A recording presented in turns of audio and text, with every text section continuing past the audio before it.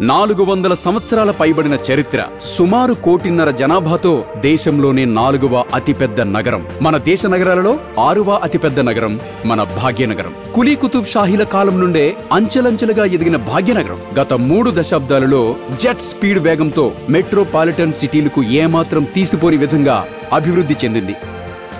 ముఖ్యంగా IT, real estate, infra రంగాలలో అనూహ్యంగా దూసుకుని పోయింది. దీనితో హైదరాబాద్ కు అంతర్జాతీయ నగరంగా గుర్తింపు వచ్చింది. కానీ ఈ వైభోగం అంతా గతం.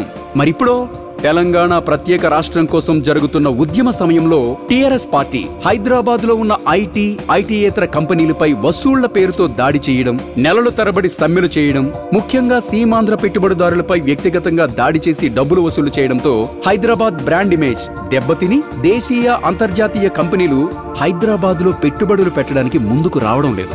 తెలంగాణ ప్రత్యేక రాష్ట్రంగా ఏర్పడిన తరువాత రాష్ట్రానికి అధిక ఆదాయ వనరుగా ఉన్న ఐటీ ఇండస్ట్రీస్ పై తెలంగాణ ముఖ్యమంత్రి కేసీఆర్ కన్నుపడింది.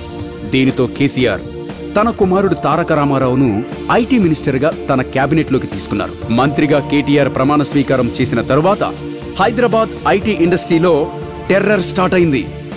ఒక ప్రక్క హైదరాబాద్ను ఐటీ హబ్గా మారుస్తానని అంటూనే మరొక పక్క టీఆర్ఎస్ పార్టీ చర్యలతో స్టార్టప్ కంపెనీలు అయిన ఐటీ, టెక్, ఈ కామర్సులు తమ పెట్టుబడులను కమిషన్ల రూపంలో లాగేసుకోవడంతో ఈ కంపెనీలు హైదరాబాద్ నుండి పూణే, చెన్నై, బెంగళూరు, గుర్గావ్ లాంటి నగరాలకు తరలి వెళ్లిపోతున్నాయి. దీనితో హైదరాబాద్కు వచ్చే ఆదాయాన్ని ఇతర నగరాలు తన్నుకుపోవడంతో హైదరాబాద్ తన రెవెన్యూ కోల్పోవలసి వస్తోంది. ఈ రెవెన్యూపై ఆధారపడిన సంక్షేమ పథకాలు కోతతో పాటు తెలంగాణ ప్రాంత అభివృద్ధి కూడా కుంటుపడింది. ఇవన్నీ పట్టని టీఆర్ఎస్ ప్రభుత్వం తమ స్వప్రయోజనాల కోసం మొత్తం తెలంగాణ ప్రాంతాన్ని పణంగా పెడుతున్నారు. మన దేశ అభివృద్ధి కూడా ఇలాంటి మహానగరాల ఎకానమీ మీదే ఆధారపడి ఉంది. కాబట్టి మనం ముందు హైదరాబాద్ మహానగరాన్ని కాపాడుకోవాలి. దానికి కేంద్ర ప్రభుత్వమే చొరవ తీసుకుని ఏపీ పునర్విభజన చట్టంలో పెట్టినట్టు సెక్షన్ 8ని అమలు చేయాలి. లేదా హైదరాబాద్ మహానగర పాలనను కేంద్ర ప్రభుత్వమే తన అధీనంలోకి తీసుకోవాలి.